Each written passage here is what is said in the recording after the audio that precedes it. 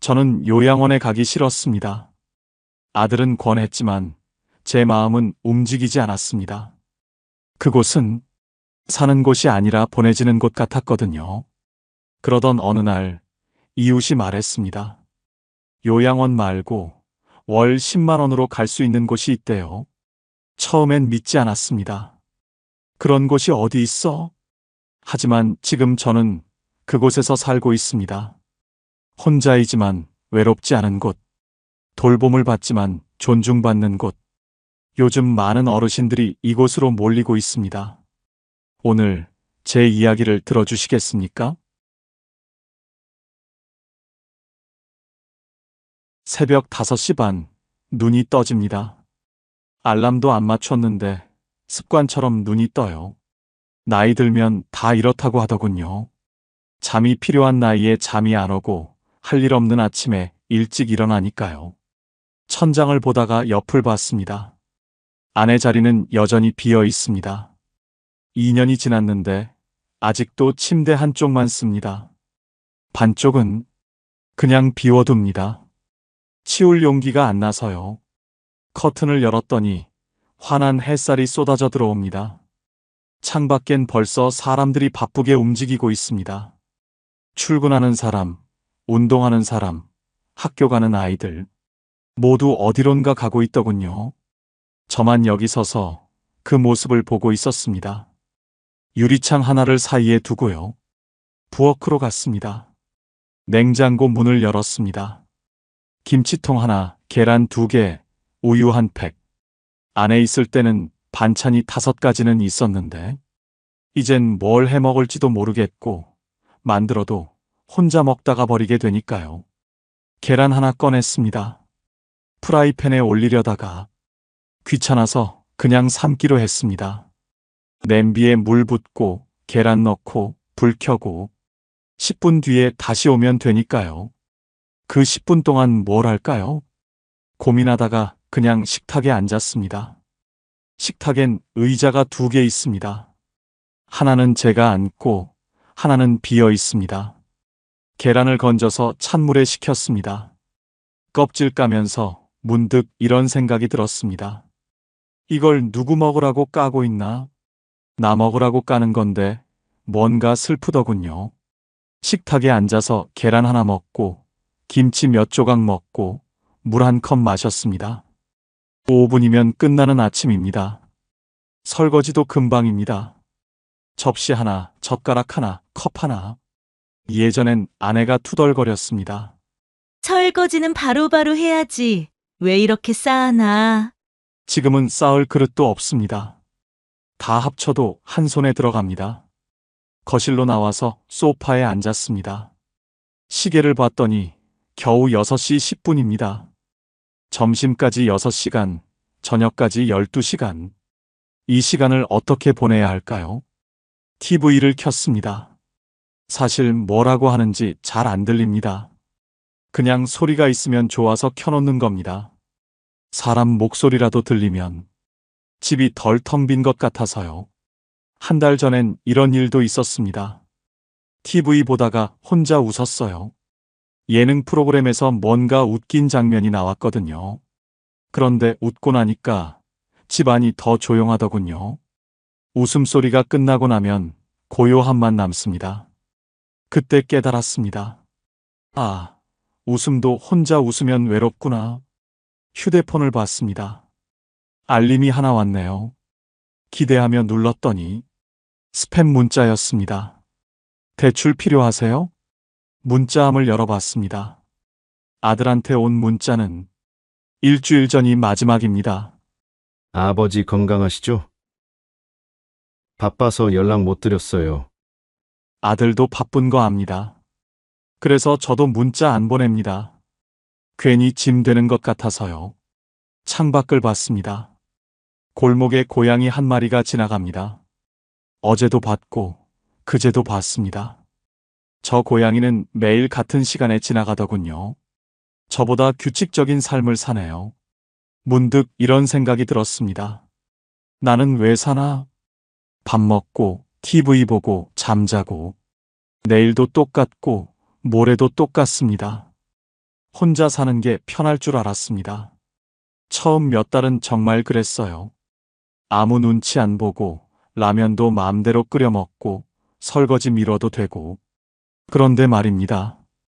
편함이 계속되면요. 외로움이 되더군요. 대구의 여름밤처럼 숨 막히는 외로움. 누군가 밥 먹었어? 물어봐 주는 것. 누군가 제 웃음소리를 듣고 같이 웃어주는 것. 누군가 제 하루를 궁금해해 주는 것. 그게 이렇게 소중한 줄 몰랐습니다. 잃고 나서야 알았습니다. 낮에는 괜찮습니다. 창밖에 사람들 지나가는 소리도 들리고 햇살도 들어오고 시간도 그럭저럭 갑니다. 점심때는 밥 먹고 오후에는 TV 보고 가끔 산책도 나갑니다. 낮은 견딜만 합니다. 문제는 밤입니다. 해가 지면 집 안 공기가 달라집니다. 창밖이 어두워지면서 집 안도 어두워집니다. 불을 켜도 왠지 어둡게 느껴져요. 밝기의 문제가 아니라 마음이 어두워지는 겁니다. 저녁 6시쯤 되면 슬슬 불안해집니다. 오늘도 이렇게 밤이 오는구나. 밥을 먹어야 하는데 뭘 먹을지 고민됩니다. 라면을 끓일까? 빵을 먹을까? 아니면 그냥 안 먹을까? 결국 편의점에 갑니다. 도시락 하나 사서 집에 와서 전자레인지에 돌립니다. 삑 소리 나면 꺼내서 먹습니다. 맛은 없지만 배는 채워집니다. 설거지할 것도 없습니다.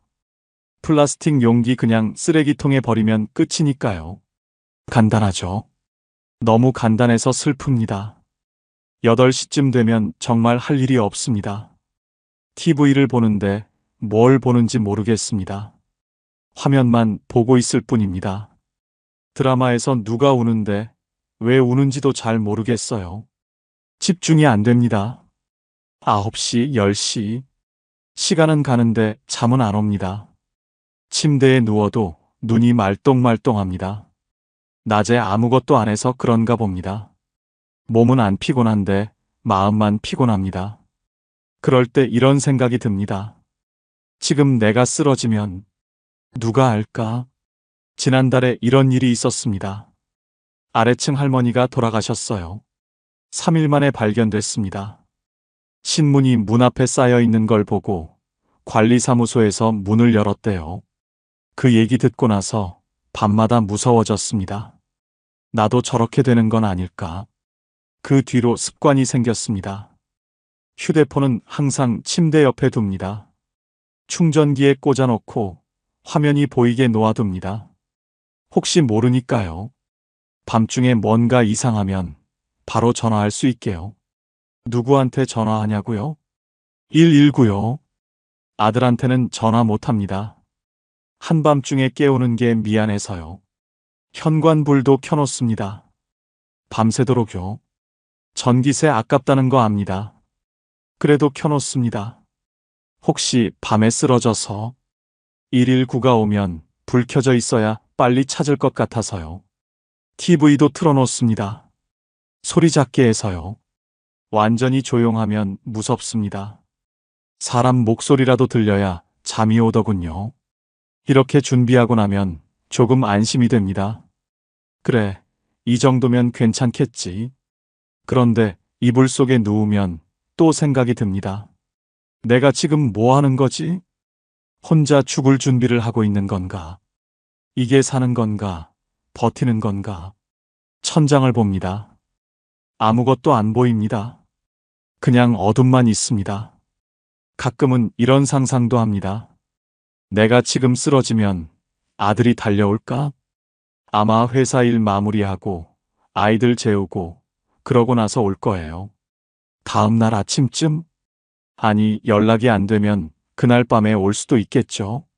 그런데요. 그게 아들 잘못이 아닙니다. 아들도 자기 인생이 있으니까요. 저도 젊을 때 그랬어요. 부모님보다 회사 일이 아이들이 먼저였으니까요. 그래서 더 슬픕니다. 누구를 원망할 수도 없으니까요. 시계를 봤습니다. 밤 11시. 아직도 잠이 안 옵니다. 옆집에서 소리가 들립니다. 문 닫는 소리, 발소리, 물 내리는 소리, 누군가 살고 있다는 소리입니다. 그 소리가 위로가 됩니다. 나 혼자만 깨어 있는 건 아니구나. 12시쯤 되면 옆집도 조용해집니다. 다들 잠드나 봅니다. 저만 누워서 천장을 보고 있습니다. TV에서 심야 영화가 나옵니다. 뭔지도 모르고 봅니다. 눈만 뜨고 있을 뿐입니다. 1시, 2시. 그렇게 시간이 갑니다. 새벽 3시쯤 되면 그제야 눈이 감깁니다. 피곤해서가 아니라 포기해서입니다. 그래, 오늘도 이렇게 가는구나. 그렇게 잠듭니다. 얕은 잠으로요. 언제든 깰 준비를 하면서요. 아침이 되면 다시 눈이 떠집니다. 오늘도 살아있네. 안도하면서도 또 하루가 시작된다는 게 무겁습니다. 이게 혼자 사는 밤입니다. 낮에는 견딜만한데 밤은 견디기 힘듭니다. 어둠 속에서, 고요함 속에서 혼자라는 게 너무 크게 느껴집니다. 누군가 옆에 있으면 좋겠습니다. 말 안 해도 그냥 숨소리만 들려도 좋겠습니다. 혼자가 아니라는 걸 느낄 수 있으면 좋겠습니다. 하지만 옆자리는 비어 있습니다. 오늘도 내일도 모레도. 어제 아들이 전화했습니다. 주말에 오겠다고요. 반가운 목소리였습니다. 바빠서 한 달에 한 번도 오기 힘든데 오겠다니 고맙죠. 토요일 오후 아들이 왔습니다. 손에 과일 봉지 들고요. 현관문 열고 들어서는데 집안을 둘러봅니다. 뭔가 체크하듯이요. 냉장고를 열어봅니다. 김치통 하나, 계란 2개. 아들 얼굴이 어두워집니다. 한숨을 쉽니다. 거실에 앉았습니다. 아들이 차를 한 모금 마시더니 조심스럽게 말을 꺼냅니다. 아버지, 요양원 한번 알아보시는 게 어때요? 그 말이 나올 줄 알았습니다. 냉장고 열어볼 때부터 예상했어요. 그래도 막상 들으니까 가슴이 철렁 내려앉습니다.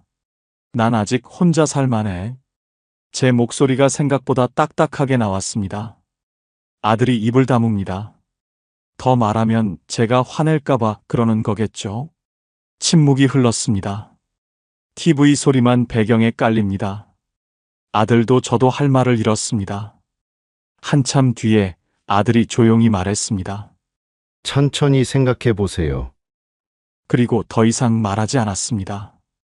아들이 돌아가고 저는 소파에 앉아 있었습니다. 요양원. 그 단어가 머릿속에 남았습니다. 사실 처음 듣는 제안은 아닙니다. 작년에도 딸이 비슷한 얘기를 했었어요. 그때도 거절했습니다. 왜냐고요? 요양원이 싫어서요. 몇 년 전 친구 병문안 갔을 때 요양원을 봤습니다. 깨끗했어요. 시설도 좋았고요. 하지만 뭔가 차가웠습니다. 복도를 걷는데 방마다 어르신들이 침대에 누워 계셨어요. TV만 보고 계시거나 천장만 보고 계시거나 말하는 사람이 없었습니다. 웃는 사람도 없었습니다. 식당에서는 정해진 시간에 정해진 메뉴로 조용히 식사가 진행됐습니다. 누구 하나 대화하지 않았어요.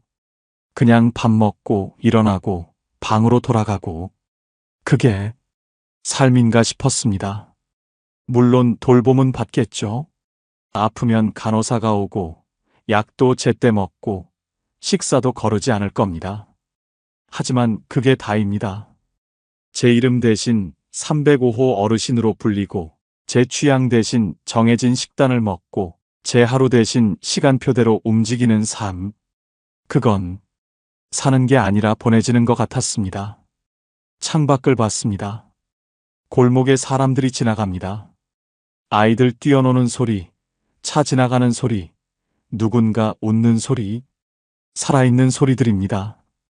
요양원에는 그런 소리가 없었습니다. 저는 아직 살고 싶습니다. 보내지고 싶지 않습니다.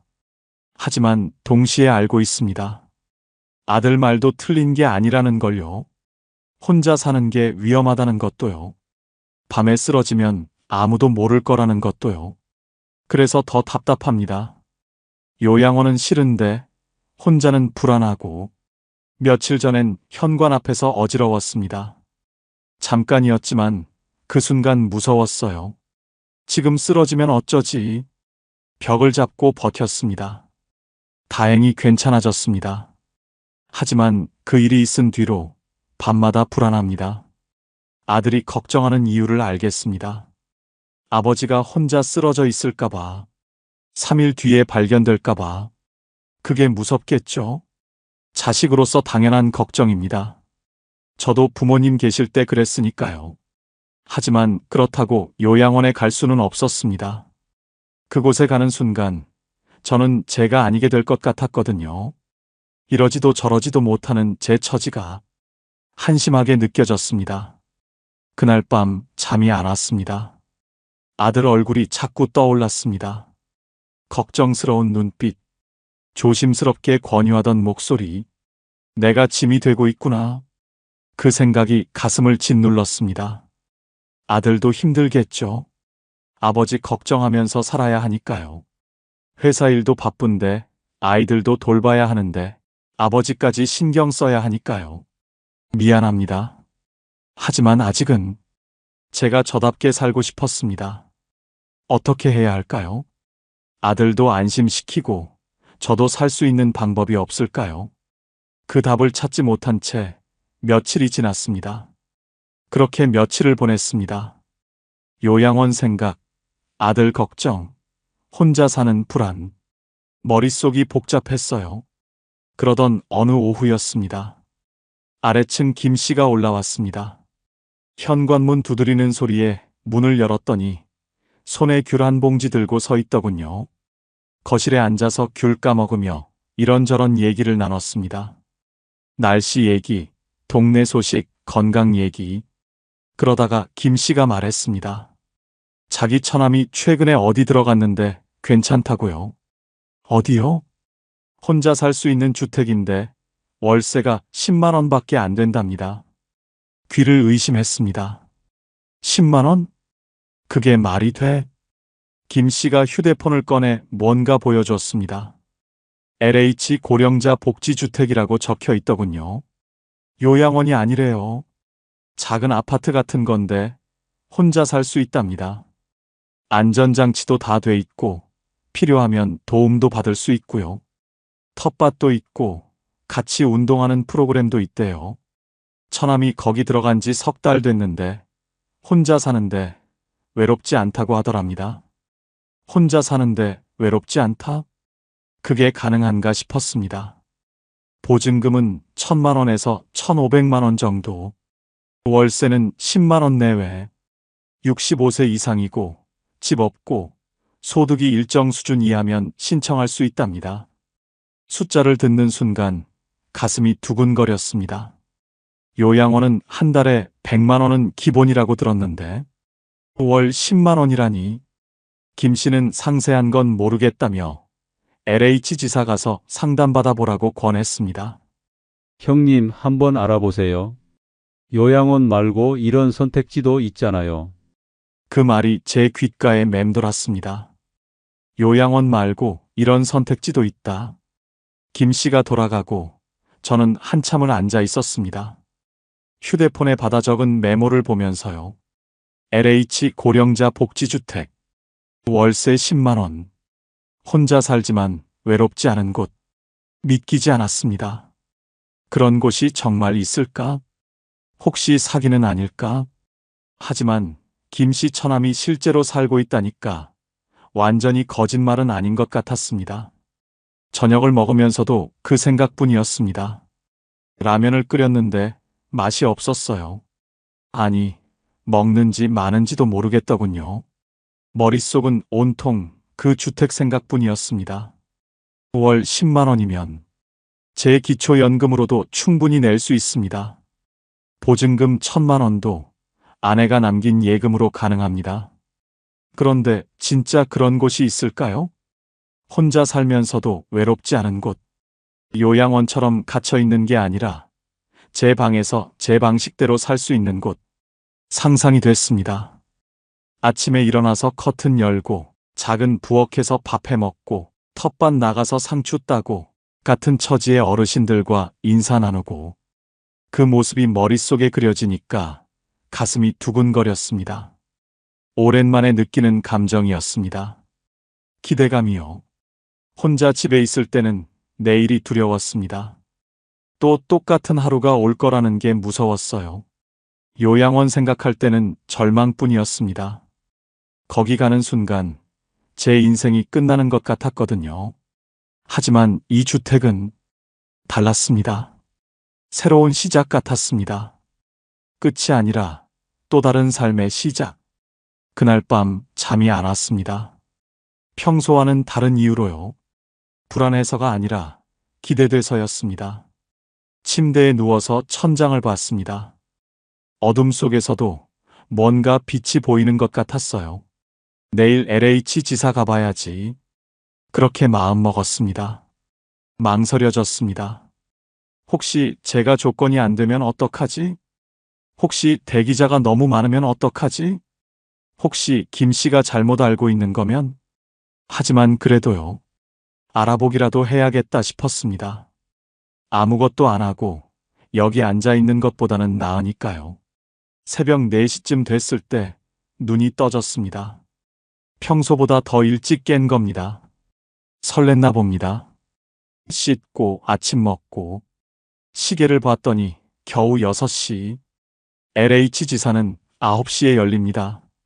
3시간이나 남았더군요. 소파에 앉아서 휴대폰만 들여다봤습니다. LH 고령자 복지주택 검색해봤어요. 진짜 있더군요. 정부에서 만든 거래요. 사진도 봤습니다. 깨끗한 건물, 작은 방, 공동 텃밭. 사진만 봐도 마음이 흔들렸습니다. 댓글도 읽어봤습니다. 여기 살고 있는데 괜찮아요. 월세 부담 없어서 좋습니다. 혼자지만 외롭지 않아요. 그 글들이 제게 용기를 주었습니다. 그래, 나도 한번 해보자. 8시 반쯤 집을 나섰습니다. 조금 일찍 가는 거였지만 집에 더 있으면 너무 초조할 것 같았거든요. 버스를 타고 LH 지사로 향했습니다. 창밖 풍경을 보면서 생각했습니다. 만약 정말 들어갈 수 있다면, 만약 정말 그런 곳에서 살 수 있다면, 상상만으로도 가슴이 벅찼습니다. 오랜만에 느끼는 희망이었습니다. 버스에서 내려 건물을 올려다봤습니다. LH 한국토지주택공사. 문은 아직 닫혀 있었지만 저는 그 앞에 서서 기다렸습니다. 손이 떨렸습니다. 긴장돼서가 아니라 떨려서였습니다. 이제 곧 알게 되겠지. 내가 갈 수 있는 곳인지 아닌지. 9시가 되자 문이 열렸습니다. 저는 깊게 숨을 들이마시고 안으로 들어갔습니다. 건물 안으로 들어갔습니다. 로비는 생각보다 넓었어요. 안내 데스크가 보이고 의자들이 줄지어 있었습니다. 번호표를 뽑았습니다. 제일 먼저 와서 1번. 업무 시작 직전 의자에 앉아서 기다렸습니다. 손이 축축했어요. 긴장됐습니다. 내가 조건이 될까? 혹시 안 된다고 하면 어쩌지? 옆에 앉은 할머니 한 분이 혼잣말을 하고 계셨습니다. 벌써 2년째 기다리고 있는데. 2년이요? 가슴이 철렁했습니다. 그렇게 오래 기다려야 하나? 하지만 동시에 이런 생각도 들었습니다. 2년을 기다릴 만큼 좋은 곳이라는 뜻 아닐까? 그렇지 않다면 누가 그렇게 오래 기다리겠어요? 한번 고객님, 일어서서 상담 데스크로 갔습니다. 젊은 여자 직원이 환하게 웃으며 맞아주었습니다. 어떻게 오셨어요? 고령자 복지주택. 그거 알아보러 왔습니다. 목소리가 떨렸어요. 직원이 서류를 꺼내며 친절하게 설명하기 시작했습니다. 만 65세 이상이어야 하고, 집이 없어야 하고, 소득이 일정 기준 이하여야 한답니다. 저는 올해 72입니다. 집도 없어요. 월세로 살고 있거든요. 소득은 국민연금이 전부입니다. 직원이 계산기를 두드리더니 고개를 끄덕였습니다. 조건이 된답니다. 그 말을 듣는 순간 가슴이 뛰었습니다. 정말요? 제가요? 직원이 계속 설명했습니다. 보증금은 1,000만 원에서 1,500만 원 정도.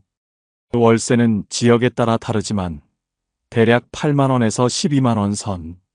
제가 신청할 수 있는 건 36제곱미터 정도의 원룸형이고 월세는 10만 원 내외가 될 거래요. 10만 원. 제 연금으로 충분히 낼 수 있는 금액입니다. 그럼 정말 들어갈 수 있다는 말씀이신가요? 제 목소리에 떨림이 묻어나왔습니다. 직원이 부드럽게 웃으며 대답했습니다. 네. 신청하실 수 있어요. 다만 지역별로 대기자가 있어서 정확한 입주 시기는 신청 후에 안내드릴 수 있어요. 대기 기간은 지역마다 다르고 일반 신청자는 보통 1년에서 2년 정도 기다립니다. 2년. 긴 시간이긴 합니다. 하지만 그래도 괜찮았어요. 어차피 지금도 혼자 살고 있는데 2년 더 버티면 되는 거 아닙니까? 게다가 직원이 말했습니다. 국가유공자나 기초생활수급자, 장애인 같은 경우는 우선순위로 빨리 들어갈 수 있습니다. 빠르면 6개월, 늦어도 1년 안에 연락이 옵니다. 저는 국가유공자는 아니지만 기초생활수급자도 아니고 일반 신청자입니다. 그래도 괜찮습니다. 기다릴 수 있어요. 직원이 필요한 서류를 알려줬습니다. 주민등록등본, 가족관계증명서, 소득증명서류, 건강보험료 납부 확인서도 필요합니다. 대부분 인터넷으로 발급받으실 수 있어요. 어르신, 인터넷 사용 가능하세요? 아들한테 부탁하면 됩니다. 직원이 안내 책자를 건네줬습니다. 거기에 자세한 내용이 다 적혀 있더군요. 저는 그 책자를 꼭 움켜쥐었습니다. 손에 땀이 났어요. 오늘 바로 신청하시겠어요? 잠깐 망설였습니다. 서류를 준비해야 하니까요. 하지만 직원이 말했습니다. 온라인으로도 신청 가능하고 서류는 나중에 제출해도 됩니다. 일단 신청 접수부터 해두는 게 좋아요. 그럼 오늘 신청하겠습니다. 제 목소리가 떨렸습니다. 기대감과 불안감이 뒤섞인 떨림이었어요. 직원이 컴퓨터 화면을 보여주며 하나하나 입력을 도와줬습니다. 이름, 주민등록번호, 주소, 연락처. 마지막에 제출 버튼을 누르는 순간 화면에 접수 완료 메시지가 떴습니다. 접수 완료되셨어요. 접수증 드릴게요. 직원이 건네준 종이 한 장. 거기에 제 이름과 접수번호가 적혀 있었습니다. 그 종이를 받아드는 순간 눈시울이 뜨거워졌습니다. 참았습니다. 여기서 울면 안 되니까요. 하지만 가슴 한쪽이 벅차올랐습니다. 감사합니다. 그 말밖에 못했습니다. 직원이 환하게 웃으며 대답했습니다. 연락 기다려주세요.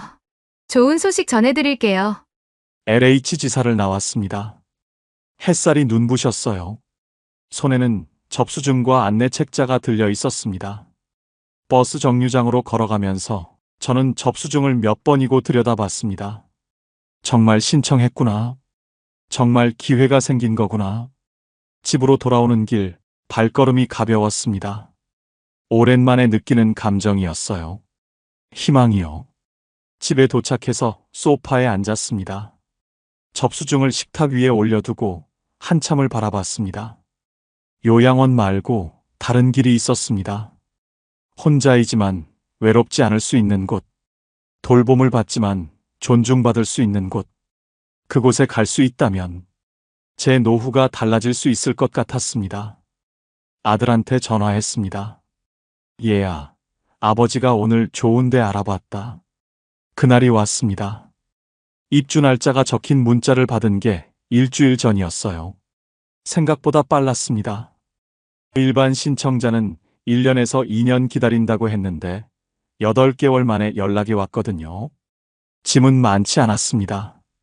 옷가방 하나, 이불 하나, 작은 박스 2개. 그게 제 전부였어요.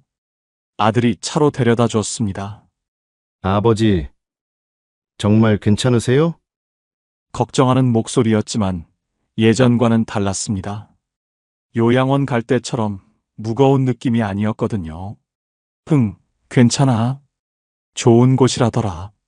건물 앞에 도착했습니다. 5층짜리 건물이었어요.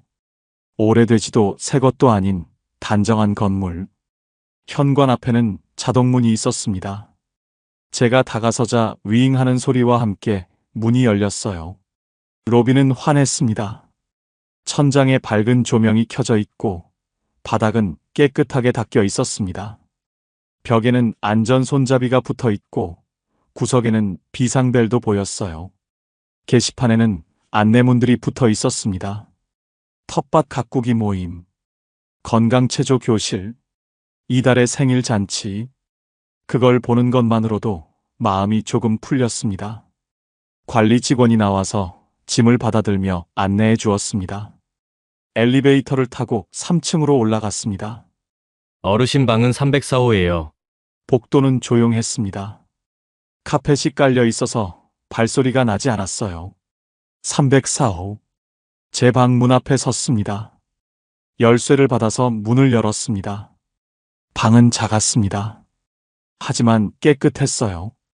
창문으로 햇살이 들어오고 있었습니다. 창 너머로는 작은 텃밭이 보였어요. 방 한쪽에는 작은 싱크대와 냉장고가 있었습니다.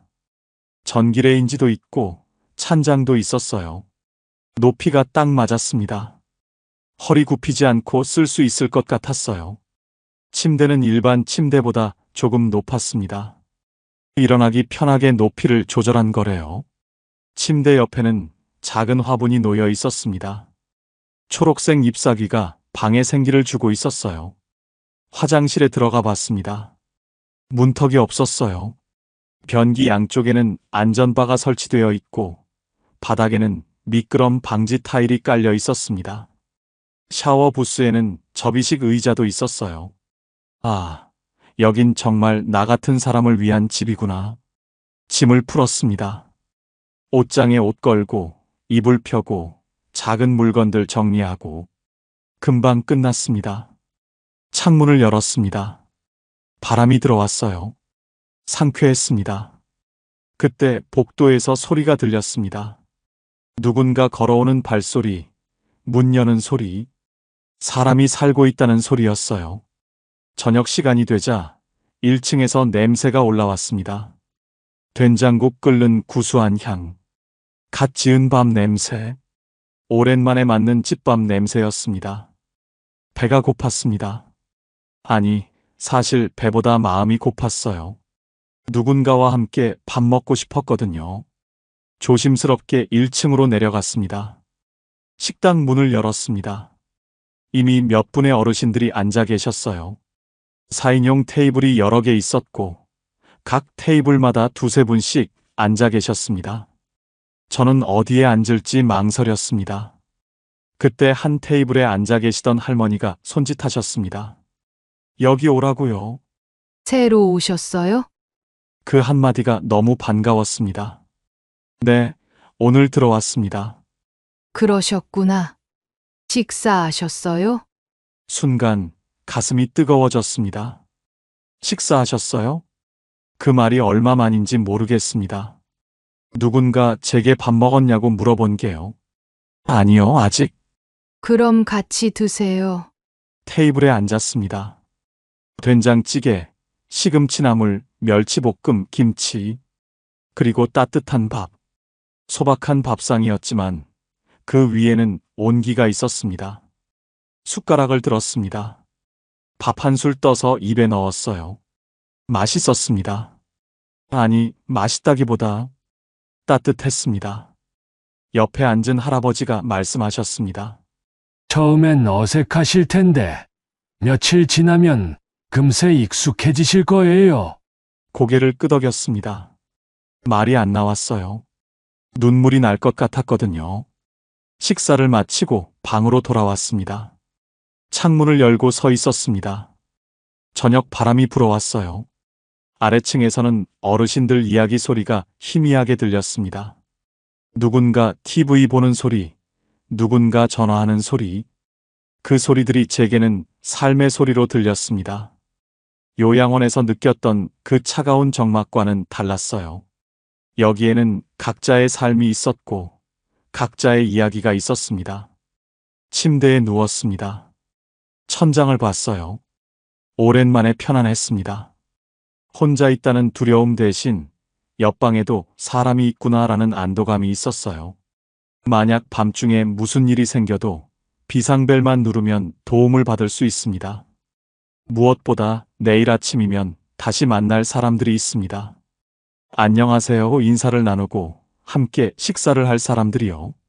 그것만으로도 충분했습니다. 눈을 감았습니다.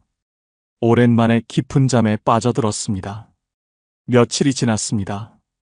이곳의 리듬이 서서히 몸에 익어갔어요. 아침이면 알람 없이 눈이 떠집니다. 예전처럼 새벽 5시 반에요. 하지만 예전과는 달랐습니다. 일어나서 창문을 열면 아래층 텃밭에서 누군가 이미 움직이고 있습니다. 물 주는 소리, 홈이 긁는 소리, 그 소리가 들려요. 혼자가 아니구나. 그 생각이 듭니다. 7시 반이 되면 1층 문화실로 내려갑니다. 건강체조 시간이거든요. 처음엔 어색했습니다. 낯선 사람들 사이에서 몸 움직이는 게요. 하지만 며칠 지나니 익숙해졌어요. 안녕하세요. 안녕하세요. 짧은 인사지만 그게 좋습니다. 아침마다 누군가와 인사를 나눈다는 것. 체조는 간단합니다. 목 돌리기, 어깨 풀기, 다리 들어 올리기. 무리하지 않는 동작들이에요. 하지만 몸이 가벼워지는 걸 느낍니다. 혼자 집에 있을 때는 하루 종일 소파에 앉아 있었는데요. 체조가 끝나면 각자 방으로 돌아가 아침을 먹습니다. 저는 간단히 토스트와 커피로 해결해요. 가끔은 1층 식당에서 함께 먹기도 합니다. 어제는 된장찌개가 나왔어요. 혼자 먹는 토스트보다 훨씬 맛있었습니다. 아침을 먹고 나면 1층 건강관리실에 들릅니다. 혈압을 재는 겁니다. 자동 혈압계에 팔을 넣고 삑 소리가 날 때까지 기다립니다. 옆에는 다른 어르신도 앉아 계세요. 오늘은 혈압이 좀 높네요. 저는 괜찮네요. 이런 사소한 대화가 오갑니다. 그게 좋아요. 10시쯤 되면 텃밭에 나갑니다. 겨울이라 작물은 많지 않지만 쪽파랑 시금치가 자라고 있어요. 햇볕 아래서 흙을 만집니다. 호미로 흙을 고르고 물을 주고 손에 흙냄새가 묻습니다. 그 냄새를 맡으면 살아있다는 느낌이 듭니다. 옆에서 텃밭 가꾸시는 할아버지가 말씀하셨어요. 봄 되면 뭐 심을까요? 고추 어때요? 좋죠. 상추도 심고요. 내년 봄 이야기를 합니다. 그게 신기했어요. 예전엔 내일도 두려웠는데 이제는 내년 봄을 기대하고 있으니까요. 점심은 각자 해결합니다. 저는 간단히 라면 끓여 먹거나 빵 사다 먹어요. 혼자 먹지만 외롭지 않습니다. 벽 너머에서 누군가 설거지하는 소리가 들리거든요. 오후에는 할 일이 없습니다. 그래서 그냥 방에서 쉬거나 1층 로비에 내려가요. 로비에는 늘 어르신 몇 분이 계십니다. 신문 보시거나 바둑 두시거나 그냥 앉아서 이야기 나누시거나 저도 그 옆에 앉습니다. 말 안 해도 괜찮아요. 그냥 사람들 사이에 있다는 것만으로도 좋으니까요. 저녁이 되면 공동 식당에 갑니다. 매일은 아니지만 일주일에 서너 번은 가요. 같은 테이블에 앉는 분들이 정해져 가고 있습니다. 말 없이도 자리를 비워줍니다. 오늘 반찬 괜찮네요. 날씨가 추워졌어요. 짧은 대화지만 그게 제 하루를 채웁니다. 어제는 이런 일도 있었습니다. 복도에서 할머니 한 분과 마주쳤는데 그분이 말씀하셨어요. 304호 어르신, 요즘 표정이 밝아지셨네요. 순간 뜨끔했습니다. 제가 그렇게 변했나? 방에 돌아와서 거울을 봤어요. 확실히 달라진 것 같았습니다. 얼굴에 생기가 돌고 주름도 덜 깊어 보였어요. 정말 이렇게 달라질 수 있구나. 밤이 되면 방에 누워 창문을 봅니다. 커튼 사이로 달빛이 들어오고 바람이 불어와요. 아래층에서는 여전히 사람들 소리가 들립니다. TV 소리, 전화 통화 소리, 물 내리는 소리. 그 소리들이 저를 안심시킵니다. 혼자가 아니라는 증거니까요. 침대에 누워서 생각합니다. 혼자 집에 있을 때는 시간이 안 갔습니다. 아침부터 저녁까지 하루가 너무 길었어요. 요양원 생각할 때는 절망뿐이었습니다. 거기 가는 순간 제 인생이 끝나는 것 같았거든요. 하지만 이곳은 달랐습니다. 혼자 살지만 외롭지 않습니다. 돌봄을 받지만 존중받습니다. 제 방에서 제 방식대로 살아갑니다. 아침에 일어나고 싶을 때 일어나고, 텃밭 가고 싶으면 가고, 쉬고 싶으면 쉬고. 하지만 혼자가 아닙니다. 엘리베이터에서 누군가와 마주치고, 식당에서 함께 밥 먹고, 복도에서 안녕하세요 인사 나누고. 그게 제 하루입니다. 문득 깨달았습니다. 혼자 사는 건 쉬웠지만 혼자 살아내는 건 어려웠습니다. 돌봄이 필요하다는 건 약하다는 뜻이 아니었습니다. 사람은 누군가와 기대며 사는 존재라는 걸요. 창밖을 봤습니다. 별이 보였어요. 아내가 살아있었다면 이곳을 좋아했을 거예요. 함께 텃밭 가꾸고, 함께 식사하고, 함께 웃었을 텐데. 하지만 괜찮습니다. 아내도 하늘에서 기뻐하고 있을 거예요. 제가 이렇게 다시 웃고 있으니까요. 눈을 감았습니다. 내일 아침이면 다시 누군가와 안녕하세요 인사를 나눌 겁니다. 체조도 하고, 텃밭도 가고, 밥도 함께 먹을 거예요. 그 생각만으로도 마음이 따뜻해집니다. 이제는 말할 수 있습니다. 괜찮다. 이렇게 사는 것도 참 괜찮다. 저는 요양원 말고 다른 길을 찾았습니다. 월 10만 원으로 사람답게 살아갈 수 있는 곳을요. 혹시 저처럼 혼자 사시면서 외로우신 분, 요양원은 가기 싫은데 방법을 모르시는 분, 이 이야기가 작은 도움이 되길 바랍니다. LH 고령자 복지주택. 만 65세 이상 무주택 어르신이면 신청하실 수 있습니다. 소득은 도시근로자 가구 평균 이하면 되고요. 보증금은 1,000만 원에서 1,500만 원, 월세는 10만 원 내외입니다. 국가유공자나 기초생활수급자는 우선순위로 빠르게 들어갈 수 있습니다. 일반 신청자는 1년에서 2년 정도 기다리시면 됩니다. LH 청약센터 온라인으로 신청하시거나 가까운 LH 지사 방문하셔서 상담받으시면 됩니다. 노후는 두렵습니다. 하지만 포기할 필요는 없습니다. 요양원만 있는 줄 알았는데 이런 선택지도 있더군요. 저는 지금 혼자이지만 외롭지 않습니다. 돌봄을 받지만 존중받습니다. 이곳에서 저는 다시 웃을 수 있었습니다. 여러분도 괜찮아질 겁니다. 70대의 한 부부가 있었습니다. 평생을 검소하게 살아온 그들에게 어느 날 믿기 힘든 행운이 찾아왔습니다. 복권 12억 당첨. 누가 봐도 인생이 바뀔 거라 생각했죠. 하지만 시간이 지나면서 놀라운 일이 벌어졌습니다. 같은 당첨금이었지만 누군가는 새로운 삶을 얻었고 누군가는 모든 걸 잃어버렸습니다. 도대체 무엇이 달랐던 걸까요? 그리고 그 끝은 우리가 생각한 것과는 전혀 달랐습니다. 서울 근교의 오래된 빌라, 좁은 골목길 끝에 자리한 15평짜리 집. 67세 박 씨 부부는 그곳에서 오랜 세월을 함께 살아왔습니다. 아침이면 박 씨는 먼저 깨어 허리 굽은 몸으로 대문 앞을 쓸고 아내는 좁은 부엌에서 된장국을 끓였습니다. 그들의 삶은 단순했습니다. 소박했고 또 검소했습니다. 퇴직 후 들어오는 건 국민연금 110만 원 남짓.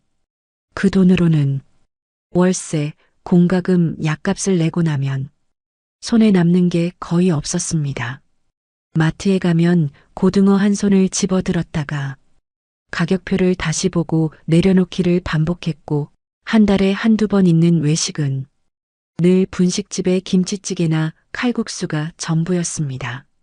하지만 그런 박 씨에게도 작은 낙이 하나 있었습니다. 바로 로또 복권을 사는 일이었습니다. 에휴, 그거 그만 좀 사. 1,000원이라도 아껴야지.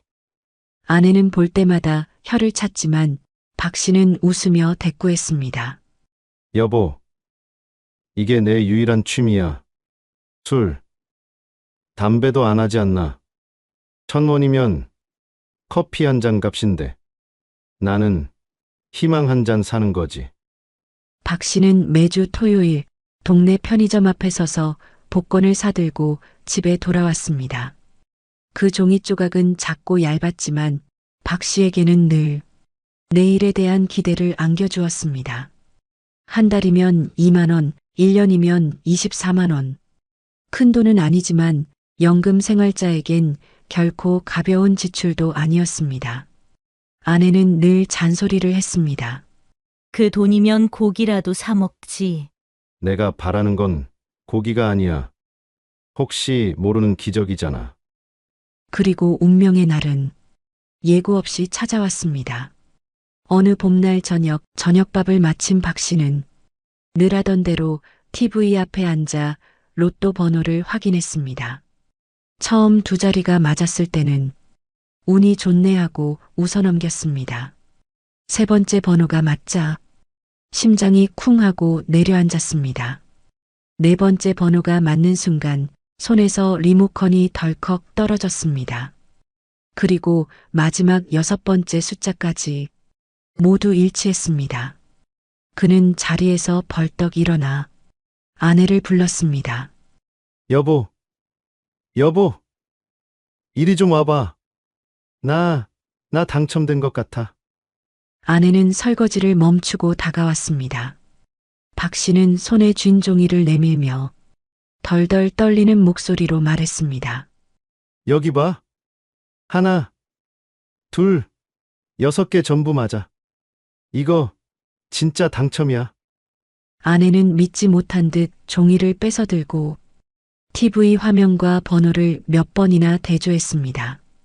그리고는 그 자리에 털썩 주저앉아 눈물을 흘렸습니다.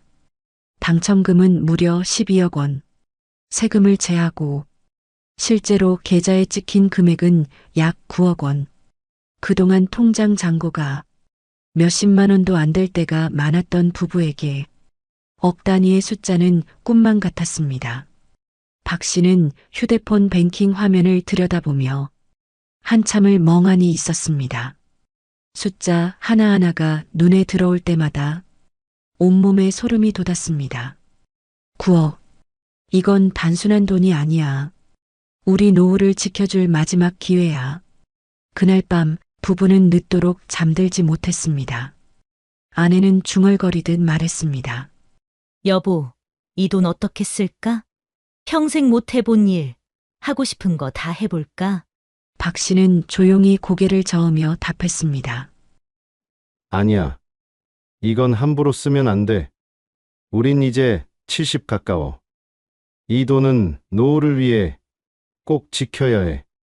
아내는 그의 손을 꼭 잡으며 고개를 끄덕였습니다. 그래요. 이번만큼은 현명하게 살자. 이 돈이 마지막이니까. 박 씨 부부의 작은 집안에는 그날 밤 유난히 긴 침묵이 흘렀습니다. 기쁨과 두려움이 뒤섞인 그 밤 부부는 알았습니다. 이 돈이 단순한 행운이 아니라 삶을 바꿀 기회이자 시험이라는 것을.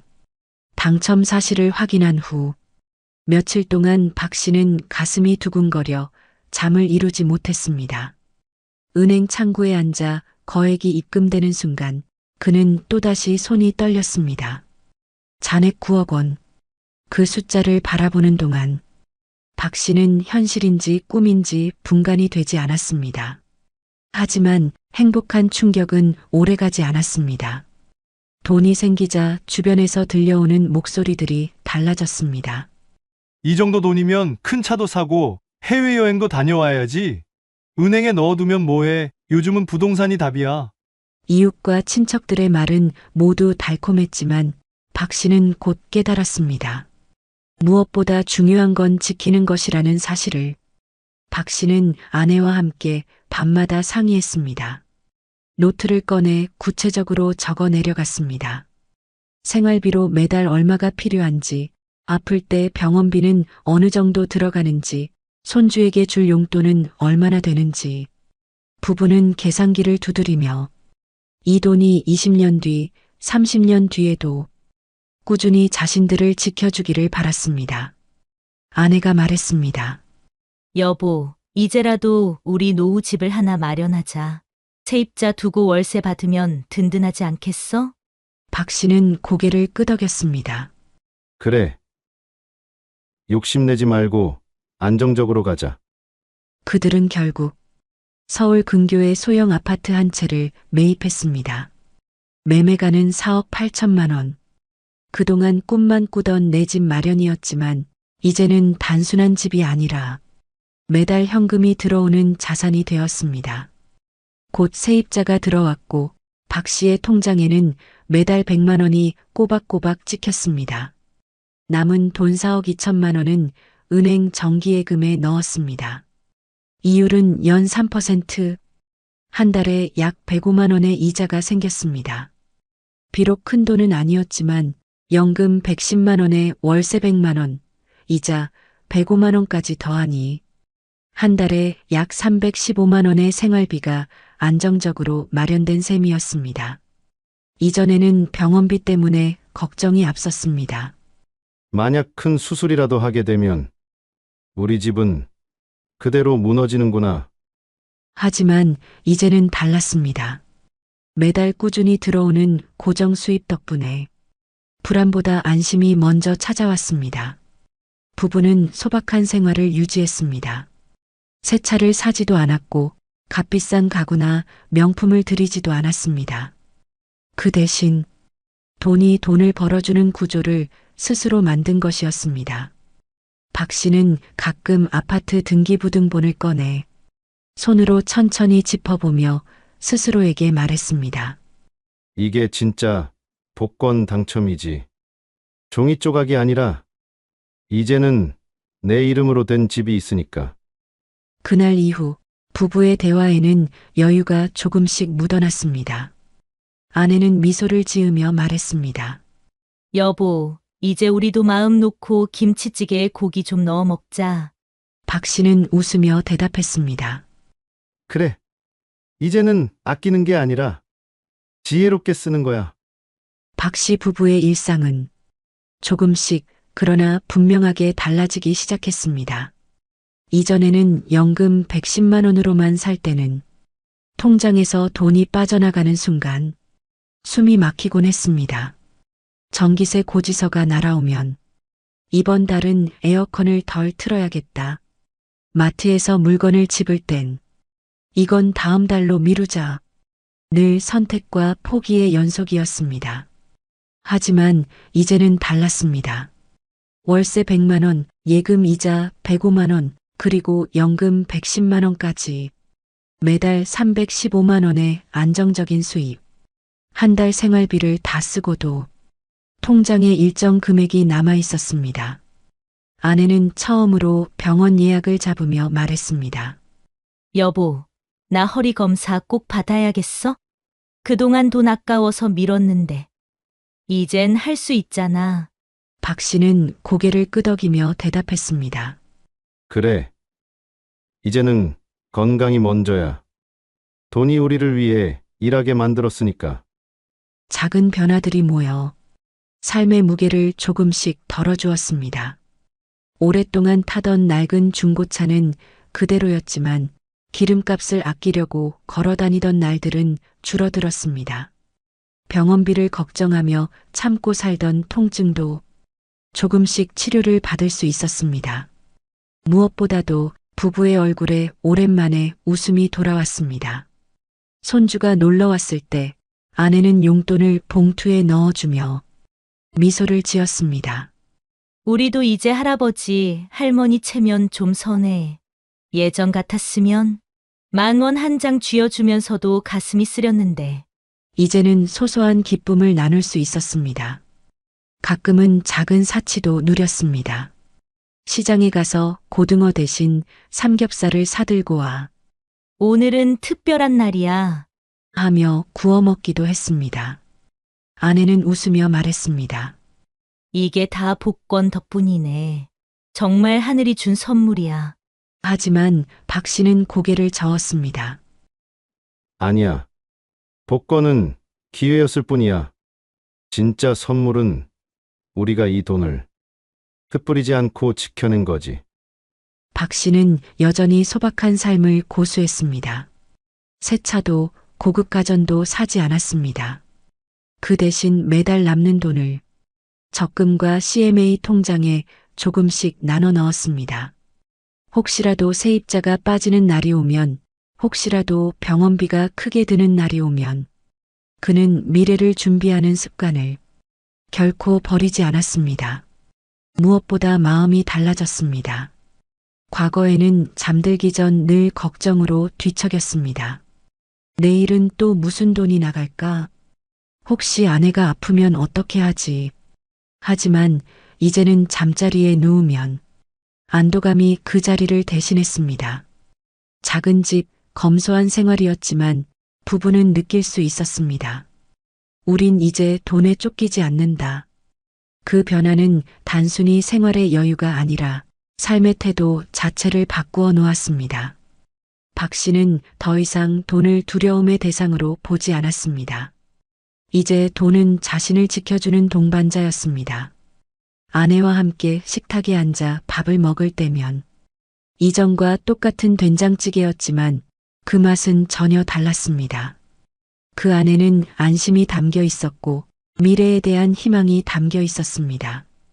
박 씨는 종종 창가에 앉아 잔잔히 흘러드는 햇살을 바라보며 생각하곤 했습니다.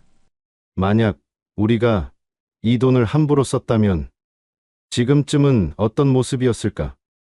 세상에는 큰 돈을 손에 쥔 순간부터 삶이 무너지는 사람들이 적지 않습니다. 잠시의 행복과 들뜸에 빠져 차를 바꾸고 여행을 떠나고 친구와 친척들에게 돈을 뿌리듯 쓰다 보면 순식간에 통장이 바닥을 드러내기 마련입니다. 실제로 해외 조사 결과에 따르면 복권 1등 당첨자의 절반 이상이 5년 안에 당첨금을 모두 잃는다고 합니다. 처음엔 달콤한 선물이었던 돈이 결국은 독이 되어 돌아온 경우가 부지기수라는 뜻입니다. 박 씨는 자신이 그들과 다른 길을 걸을 수 있었던 이유를 곱씹어 보았습니다. 첫째, 욕심을 내지 않은 것. 주변 사람들은 말했습니다. 이제 차부터 바꿔야지. 해외여행도 다녀오고 집도 크게 옮겨야지. 하지만 박 씨 부부는 고개를 저었습니다. 당장은 유혹이 컸지만 그 유혹을 따라가면 오래 버틸 수 없다는 걸 본능적으로 알고 있었던 것입니다. 둘째, 안정적인 자산을 선택한 것. 많은 사람들이 더 큰 수익을 노리며 주식, 펀드, 비트코인 같은 위험한 길에 뛰어듭니다. 하지만 박 씨 부부는 소형 아파트 한 채와 은행 예금이라는 가장 단순하고 안전한 방법을 택했습니다. 부동산에서 매달 100만 원의 월세가 나오고 예금에서는 매달 100만 원 남짓의 이자가 들어왔습니다. 이 두 가지 고정 수입만으로도 기초 생활은 충분히 유지할 수 있었습니다. 셋째, 소박한 생활을 지킨 것. 예전처럼 마트에서는 여전히 장바구니를 천천히 채웠고 외식도 여전히 소박한 메뉴가 대부분이었습니다. 겉으로는 크게 달라진 게 없었지만 그 마음속에는 더 큰 안정을 얻었습니다. 이제는 불안해하지 않아도 된다는 믿음이 가장 값진 변화였습니다. 어느 날 아내가 조용히 말했습니다. 여보, 돈이 많다고 해서 행복해지는 건 아니었네. 행복은 우리가 이 돈을 어떻게 쓰느냐에 달렸던 거야. 박 씨는 미소 지으며 대답했습니다. 맞아. 복권이 준 건 단순한 행운이 아니야. 그 행운을 지켜낼 기회를 준 거였어. 실제로 조사에 따르면 60대 이상 가구의 월 평균 생활비는 약 250만 원이라고 합니다. 박 씨 부부가 만들어낸 월 수입은 약 315만 원. 평균을 웃돌며 병원비나 예기치 못한 지출에도 대비할 수 있는 수준이었습니다. 특히 연금, 월세, 이자라는 세 갈래의 고정 수입 덕분에 한쪽이 흔들려도 생활 전체가 무너지지 않는 구조가 되었지요. 부부가 느낀 안도감은 단순히 금액 때문이 아니었습니다. 앞으로 버틸 수 있다는 확신, 그리고 무너질 리스크가 줄어들었다는 안정감이 그들의 어깨를 가볍게 만들었습니다. 교훈은 명확했습니다. 큰 돈을 한 번에 쓰지 말 것, 지출보다 꾸준히 들어오는 수입 구조를 만들 것, 삶의 태도를 유지하며 돈을 수단으로 삼을 것. 박 씨는 가끔 손주에게도 말했습니다. 행운은 누구에게나 올 수 있다. 하지만 그걸 지킬 줄 아는 사람만 진짜 행복을 얻는단다. 손주는 아직 그 말의 의미를 온전히 이해하지 못했지만 그 목소리 속 진중함은 듣는 이의 마음에 잔잔한 울림을 남겼습니다. 어느 다른 도시, 비슷한 또래의 70대 부부가 있었습니다. 이들 역시 평생을 검소하게 살아왔습니다. 노후 준비는 충분치 않았지만 소박한 밥상과 이웃과의 담소 속에서 그럭저럭 하루하루를 버티며 살고 있었습니다. 그러던 어느 날 이 부부에게도 믿기 어려운 소식이 찾아왔습니다. 복권 번호 6개가 모두 맞아떨어진 것입니다. 여보, 이거 봐. 우리가 됐어. 1등이야, 1등. 순간 부부는 얼싸안고 울었습니다. 당첨금은 무려 12억 원. 세금을 제하고 남은 돈만 약 9억 원.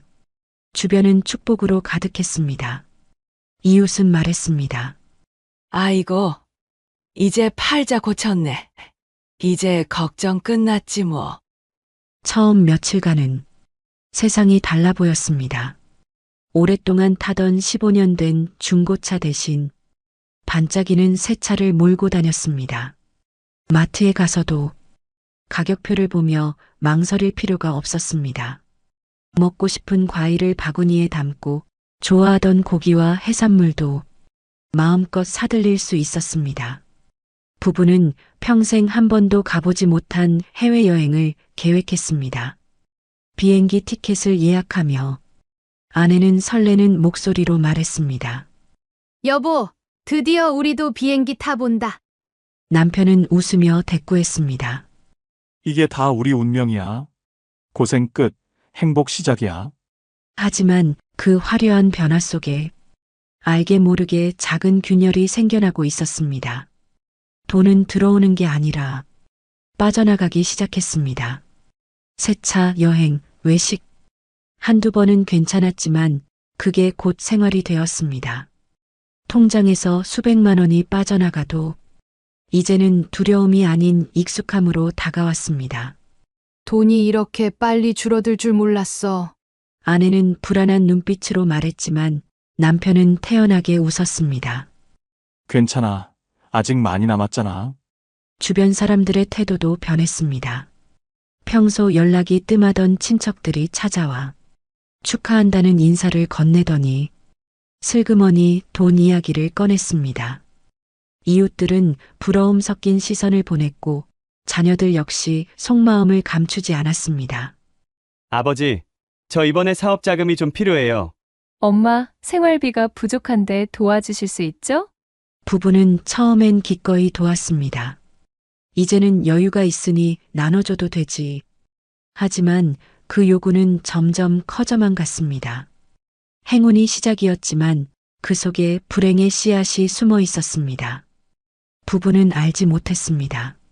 진짜 시험은 돈을 얻은 순간부터 시작된다는 것을. 이전에는 저녁에 반찬거리를 살 때도 이거는 다음 달에 사자하고 미루기 일쑤였는데 이제는 장바구니에 먹고 싶은 걸 담으면서도 가격표를 제대로 확인하지 않았습니다. 외식의 빈도부터 달라졌습니다. 과거엔 한 달에 한 번 분식집 칼국수가 전부였지만 이제는 일주일에 서너 번씩 식당을 찾았습니다. 평소엔 엄두도 못 내던 한정식집, 예약이 필요한 한우 전문점에도 가봤습니다. 아내가 웃으며 말했습니다. 여보, 이제는 김치찌개만 먹던 시절은 끝났네. 남편은 젓가락을 내려놓으며 대답했습니다. 그래, 우리도 한 번쯤은 잘 먹고 살아야지. 마트에서의 소비 습관도 크게 달라졌습니다. 예전에는 1+1 행사 제품만 골라 담던 부부였지만 이제는 그동안 눈길조차 주지 못했던 수입 과일, 고급 치즈, 와인까지 카트에 들어갔습니다. 냉장고를 열면 한 번도 사본 적 없는 브랜드의 음료와 간식이 가득했습니다. 이제 우리 집 냉장고가 드디어 사람 사는 집 같네. 아내는 농담처럼 말했지만 그 속에는 오랜 결핍이 풀려가는 안도감이 담겨 있었습니다. 여행 역시 빠질 수 없었습니다. 그동안 TV에서만 보던 해외 관광지, 비행기를 타고 구름 위를 나는 순간 부부는 마치 세상 가장 자유로운 사람이 된 듯 했습니다. 호텔 로비에 들어서는 순간의 설렘, 레스토랑에서 처음 맛보는 낯선 음식들, 손주에게 보내줄 기념품을 고르는 기쁨. 하지만 여행에서 돌아온 뒤 통장을 확인했을 때 수백만 원이 훌쩍 빠져나간 걸 본 아내는 한동안 멍하니 화면을 바라보다가 조용히 혼잣말을 했습니다. 한 번뿐인 인생인데 괜찮겠지? 손주와 자녀들에게도 씀씀이가 커졌습니다. 예전에는 손주 생일 선물로 장난감 하나 사주는 게 고작이었지만 이제는 백화점 문화센터에서 파는 고가의 교구를 사주고 아이들과 함께 놀이공원 입장권도 끊어주었습니다. 자녀가 힘든 기색을 보이면 얼마 필요하니? 하며 먼저 말을 꺼내기도 했습니다. 그러다 보니 자녀들도 점점 당연하게 여겼습니다. 생활비 자체가 커졌습니다. 전기세와 관리비는 2배 가까이 늘었고 카드값은 한 달에 50만 원에서 200만 원까지 불어났습니다. 처음엔 이 정도야 괜찮겠지라고 넘겼지만 잔액이 줄어드는 속도는 생각보다 빨랐습니다. 이웃들의 시선도 달라졌습니다.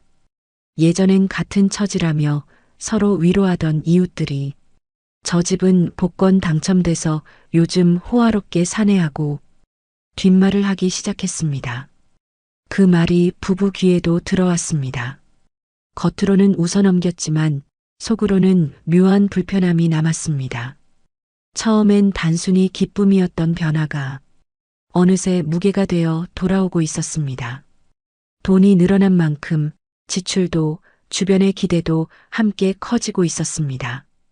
당첨 직후 통장에 찍힌 숫자는 무려 9억 원이었습니다. 평생 몇십만 원 단위로 살던 부부에게는 믿기지 않는 금액이었지요. 처음에는 그저 바라보는 것만으로도 가슴이 벅찼습니다. 남편은 매일 밤 휴대폰 뱅킹 화면을 열어보고 또 열어보며 이게 꿈은 아니겠지? 하고 중얼거렸습니다.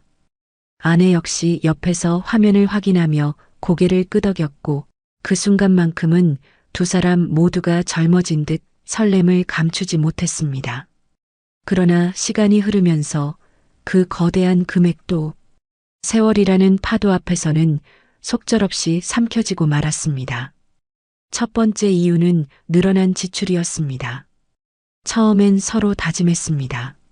절대 함부로 쓰지 말자. 아껴 쓰자.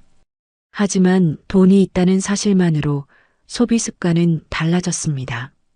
예전에는 마트에서 장을 볼 때 1,000원 차이에도 망설였고 고등어 한 손을 집어들었다가 다시 내려놓곤 했습니다. 그러나 이제는 달랐습니다. 가격표를 보던 습관이 사라지고 먹고 싶은 건 먼저 장바구니에 담았습니다. 한 달 생활비는 150만 원이면 충분했는데 어느새 300만 원, 400만 원까지 불어났습니다. 외식도 달라졌습니다. 과거에는 한 달에 한 번 분식집 칼국수가 전부였지만 이제는 주말마다 근교 맛집을 찾아다녔습니다. 손주가 오면 치킨과 피자, 햄버거를 한꺼번에 시켜 식탁 위에 늘어놓으며 흐뭇해했습니다. 경조사 비용도 커졌습니다. 예전에는 봉투에 얼마를 넣을지 눈치 보며 고민했는데 이제는 망설임 없이 도왔습니다. 돈이 있으니 괜찮다는 안도감이 지출을 자랑처럼 만들었습니다. 하지만 그 자랑은 오래가지 않았습니다. 지출은 걷잡을 수 없이 커졌고 남편은 계산기를 두드리며 한숨을 내쉬었습니다. 이 속도로 나가면 10년도 못 버텨. 아내는 알면서도 대답하지 못했습니다. 늘어난 생활 수준은 줄이는 게 더 어려웠기 때문입니다. 두 번째 이유는 잘못된 투자였습니다. 남편은 늘 생각했습니다. 이 큰 돈을 그냥 두면 안 된다. 불려야 한다. 그래야 오래 간다. 하지만 금융을 제대로 배워본 적이 없던 그는 주위 사람들의 말에 쉽게 흔들렸습니다. 지금 은행 이자 가지고는 택도 없어. 요즘은 부동산 아니면 주식이 답이지. 처음엔 망설였지만 남들 다 한다는 말에 결국 수억 원을 맡겼습니다. 잠시 동안은 수익이 나는 듯 보였습니다. 역시 돈은 움직여야 한다니까. 하지만 불과 몇 달 만에 상황은 뒤집혔습니다. 부동산 가격은 떨어지고 투자처는 망했습니다. 통장에서 빠져나간 돈은 다시 돌아오지 않았습니다. 남편은 밤마다 뒤척이며 중얼거렸습니다. 이게 다 내 욕심 때문이야. 그냥 은행에 넣어뒀다면. 아내는 눈시울을 붉히며 말했습니다. 당첨이 아니라 저주였던 건 아닐까? 세 번째 이유는 가족의 그림자였습니다.